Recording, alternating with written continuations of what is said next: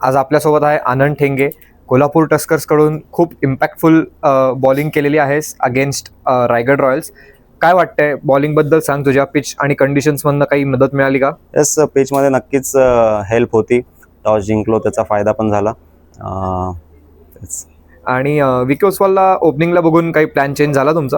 हां, विकी ओसवाल जसं आला तर माहितीच होतं की तो थोडा चार्ज करेल, पण बॉल स्विंग होत होता, तर बॅक केलं की बॅक ऑफ द लाईन न टाकता जरा समोरनं विकेटसाठी जाऊयात.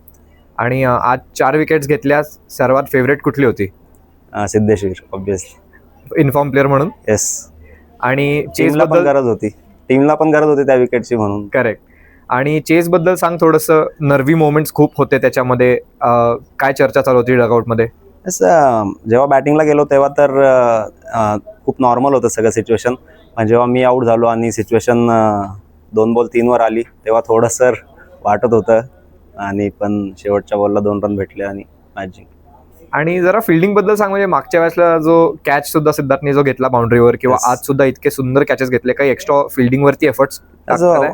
पूर्ण टीमकडनं बॉलर्सला खूप चांगलं हेल्प होती. कालचा सिद्धार्थ कॅच तुम्ही म्हणाले तसं, आजच्या सचिनचे 2 कॅच, राहुल भैयाचे 2 कॅच खूप मॅटर करतात विनिंगमध्ये.